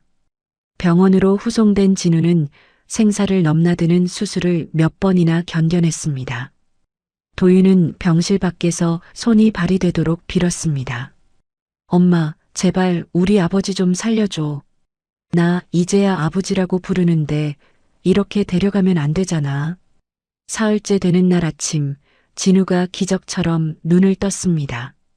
곁에서 지쳐 잠든 아들의 모습을 본 진우의 눈에 눈물이 고였습니다. 도윤아. 작은 부름에 도윤이 쏘스라치게 놀라 일어났습니다. 아버지, 정신이 드세요? 나 보여요? 도윤이 진우를 끌어안고 어린아이처럼 소리내어 울었습니다. 살아주셔서 고마워요, 아버지. 정말 고마워요. 진우는 붕대를 감은 손으로 도윤의 등을 토닥였습니다. 아침 햇살이 창가를 비추며 지독했던 어둠의 역습은 그렇게 끝이 나고 있었습니다. 병원 창문으로 눈부신 아침 햇살이 쏟아졌습니다. 진우는 침대에 누워 하얀 천장을 멍하니 바라봤습니다. 온몸을 감싼 붕대가 따끔거렸지만 살아있다는 감각이 나쁘지 않았습니다. 도윤은 진우의 곁에 앉아 정성스레 사과를 깎았습니다. 아버지, 이거 한 입 드셔보세요. 꿀사과라 아주 답니다. 도윤이 사과 한 조각을 진우의 입에 넣어주자 진우는 천천히 씹으며 인자하게 미소 지었습니다. 오냐, 정말 달구나. 내 정성이 들어가서 더 맛있는 모양이다. 그때 병실 문이 열리며 해커 제로가 노트북을 들고 들어왔습니다. 좋은 소식 들고 왔습니다. 전무님. 어서 와요. 무슨 좋은 일이라도 생겼나? 강 회장 말입니다. 어제 감옥에서 급사했다는군요. 독사가 실패하고 지하실이 폭발했다는 소식을 듣자마자 그 자리에서 거품 물고 쓰러졌답니다. 병원으로 옮길 새도 없이 끝났다네요.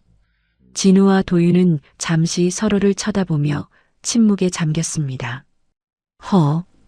평생을 남의 눈에 피눈물 흘리게 하더니 결국 자기 화를 못 이겨서 그렇게 가버렸구먼. 이제 정말 다 끝났구나. 진우가 창밖 하늘을 보며 깊은 한숨을 내쉬었습니다. 도윤도 진우의 거친 손을 꽉 잡으며 대답했습니다. 네, 아버지. 이제 그 괴물도 지옥으로 갔으니 다 끝난 거예요. 일주일 후 서윤에 대한 소식도 들려왔습니다. 아버지는 죽고 집안은 풍비박산이 나자 서윤은 교도소에서 실성하여 정신이 완전히 나가버렸습니다. 결국 교도소 대신 정신병원으로 이송되었다는 소식에 진우는 씁쓸한 표정을 지었습니다. 그 똑똑하던 여자가 어쩌다 그렇게까지. 참 가련한 인생이야. 가련하긴요. 자기가 뿌린 대로 거둔 거예요. 남의 자식 산 채로 묻으려던 사람이니까요. 도윤의 차가운 말에 진우는 아들을 가만히 바라봤습니다. 도윤아, 이제 증오는 그만 내려놓자. 그 사람들 미워하느라 내 소중한 마음을 더럽히지 말거라. 우리 수진이도 네가 웃으며 살길 바랄 거다. 도윤은 잠시 생각에 잠겼다가 이내 고개를 끄덕였습니다. 알겠어요, 아버지. 노력해 볼게요. 한 달 후 진우는 건강을 회복해 퇴원했습니다. 부자가 가장 먼저 향한 곳은 수진의 세탁소 터였습니다. 썩은 흙은 다 파내고 깨끗한 흙으로 채워진 그곳에선 수진의 숲 조성 작업이 한창이었습니다. 아버지, 여기 설계도 좀 보세요. 숲 한가운데에 아주 예쁜 추모관을 지을 거예요. 엄마랑 아버지의 못다한 사랑을 영원히 기억하는 곳으로요. 도윤의 대견한 설명에 진우는 눈시울을 붉히며 아들의 어깨를 토닥였습니다. 고맙다, 아들아. 내 엄마가 하늘에서 보고 정말 기뻐하겠구나. 재단은 강그룹 피해자들에게 마지막 보상금까지 한 푼 빠짐없이 지급했습니다. 꼬부랑 할머니 한 분이 진우의 손을 잡고 눈물을 흘리셨습니다. 이사장님 고마워요. 이 돈 덕분이 아니라 내 억울함 알아준 게 너무 고마워서 이제 눈을 감아도 여한이 없소? 사회는 진우의 용기에 아낌없는 찬사를 보냈습니다. 시상식 단상에 오른 진우는 트로피를 번쩍 들어올리며 말했습니다. 이 상은 제 것이 아닙니다. 20년을 버텨준 제 아내 수진이와 바르게 커준 내 아들 도윤의 것입니다. 도윤아, 올라오너라. 부자가 함께 트로피를 든 모습이 신문 일면을 장식했고 사람들은 그들을 정의의 부자라 불렀습니다. 진우는 틈날 때마다 도윤에게 경영 철학을 가르쳤습니다. 도윤아, 돈은 있다가도 없는 거다. 하지만 사람 마음 얻는 건 평생의 자산이야. 직원들 아끼고 사회의 보탬이 되는 사람이 되어야 한다.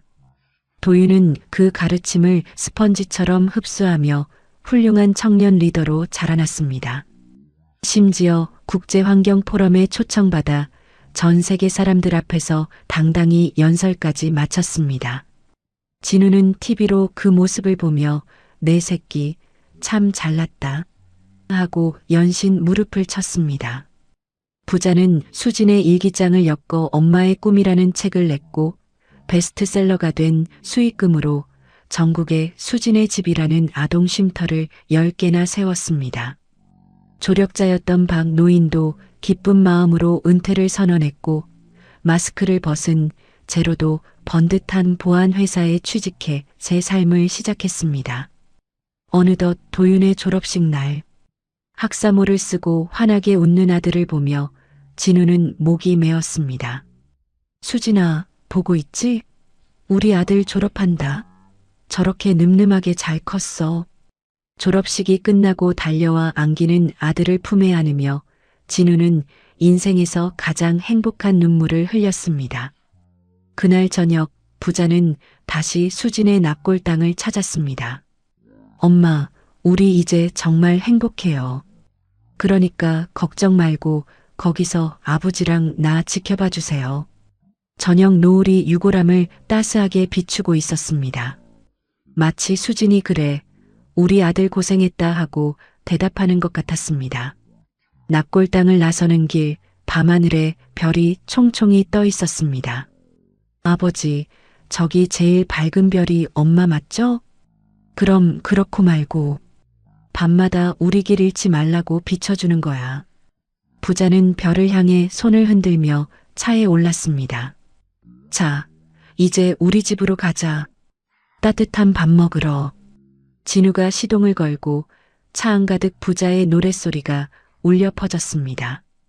그 소리는 세상에서 가장 아름다운 행복의 노래였습니다. 몇 년이 흘렀습니다. 수진의 숲은 이제 시민들의 가장 사랑받는 휴식처가 됐습니다. 주말마다 가족들이 찾아와 도란도란 산책을 즐기고 아이들의 해맑은 웃음소리가 숲 전체를 가득 채웠습니다.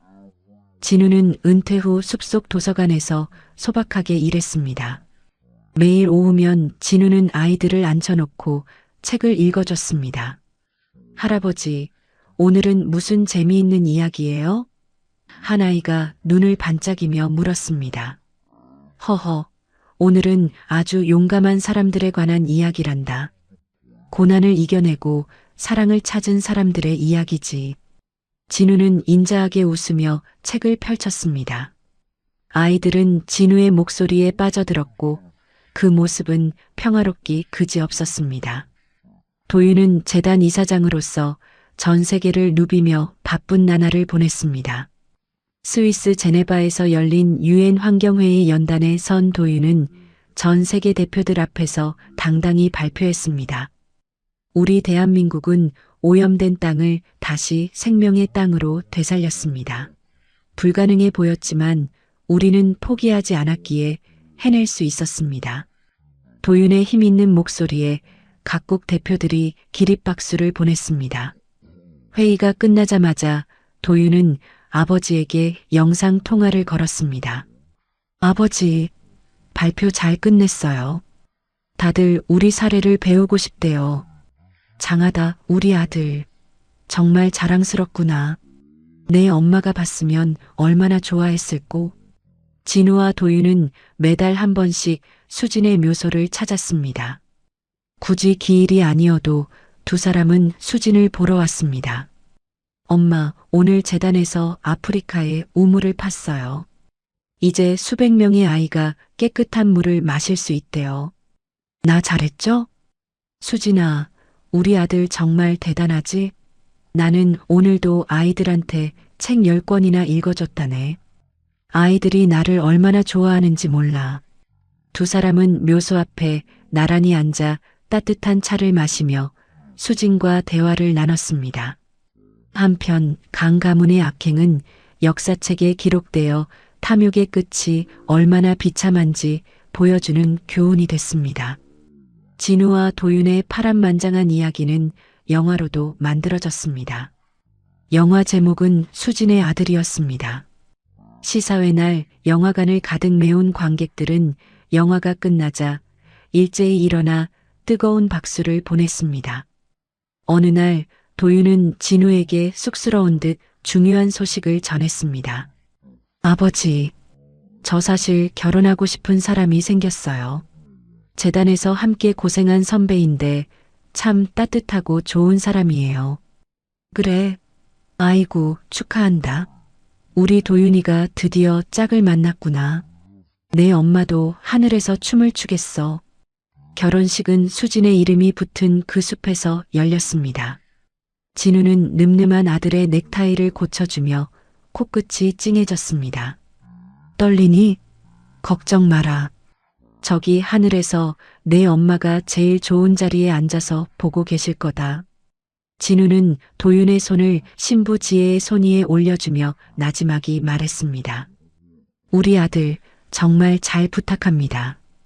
진우는 객석에서 아들의 행복한 모습을 보며 연신 눈물을 닦았습니다. 피로연이 끝난 후 진우는 도윤을 따로 불러 작은 상자를 건넸습니다. 그 안에는 석양빛에 반짝이는 수진의 결혼 반지가 들어 있었습니다. 도윤아, 이건 내 엄마 반지다. 내 아내에게 끼워주렴. 내 엄마가 너희 부부 행복하라고 주는 선물이다. 1년 후 도윤에게 예쁜 아들이 태어났습니다. 아기를 안고 온 도윤을 보며 진우는 세상을 다 얻은 듯 기뻐했습니다. 아기는 진우를 보며 방긋 웃었고 그 눈매가 수진을 꼭 닮아 있었습니다. 이름을 수진이라고 지으려고요. 할머니의 이름을 기억하고 싶어서요. 고맙다, 아들아. 정말 고맙다. 진우는 손자 수진이를 품에 안고 하염없이 눈물을 흘렸습니다. 한편 정신병원에서 조금씩 기력을 찾은 서윤은 매일같이 참회의 편지를 보내왔습니다. 진우는 그 편지들을 읽으며 결심했습니다. 도윤아, 미움을 품고 사는 건 내 가슴만 멍들게 하는 거란다. 이제 그만 용서해 주기로 했다. 진우는 서윤에게 짧은 답장을 보냈습니다. 과거는 이제 다 잊으시고 부디 마음의 평안을 찾으십시오. 그 답장은 진정한 화해이자 새로운 시작이었습니다. 수진의 세탁소 터에 세워진 추모관 제막식 날, 사진 속 수진은 여전히 아름다운 미소로 사람들을 맞이했습니다. 진우는 젊은 시절 수진과 함께 찍었던 단 하나뿐인 사진을 추모관 정중앙에 걸어두었습니다. 수진아, 우리 손자 봤지? 내 이름을 물려받은 이 아이가 우리 가족의 보물이야. 우리 이제 정말 행복하다. 저녁 노을이 수진의 동상을 붉게 물들이고 유모차에서 깬 아기 수진이가 동상을 보며 까르르 웃었습니다. 마치 할머니를 알아보는 것 같았습니다. 진우와 도윤은 이제 서로의 눈빛만 봐도 마음을 아는 단짝 부자가 되어 숲길을 걸었습니다. 도윤아, 인생에서 내가 가장 잘한 일이 뭔지 아니? 그건 바로 너를 끝까지 포기하지 않은 거란다. 저도요, 아버지. 저를 찾아와 주셔서, 그리고 제 아버지가 되어 주셔서 정말 감사해요. 사랑해요, 아버지. 지는 노을 속에서 세대가 함께 안고 있는 뒷모습 위로 따스한 햇살이 내려앉았습니다. 20년의 고통과 눈물은 이제 걸음이 되어 수진의 숲을 더 푸르게 만들었습니다. 가족은 끝내 서로를 찾아내는 운명이다. 그 불변의 진리를 남기며 부자의 아름다운 동행은 영원히 빛나는 별이 되어 밤하늘을 수놓았습니다. 20년의 세월을 뛰어넘어 다시 만난 아버지와 아들. 처음엔 증오와 원망으로 얼룩졌던 두 사람의 관계는 함께 악과 맞서 싸우며 세상에서 가장 단단한 유대로 변했습니다. 진우는 깨달았습니다. 인생에서 가장 잘한 일은 아들을 포기하지 않은 것이라고. 도윤 역시 알게 됐습니다. 늦었지만 진심으로 자신을 지켜준 아버지가 얼마나 소중한 존재인지를. 수진의 이름은 이제 더 이상 고통이 아닌 희망의 상징이 됐습니다. 그녀가 남긴 사랑은 아들을 통해 그리고 손자를 통해 계속 이어지고 있습니다. 가족은 끝내 서로를 찾아내는 운명입니다. 용서는 결코 늦지 않으며 사랑은 언제나 기적을 만들어냅니다. 진우와 도윤의 이야기가 증명하지 말입니다. 이야기를 끝까지 들어주신 분이 계시다면 잘 들었다고 댓글 하나만 남겨주세요. 감사합니다.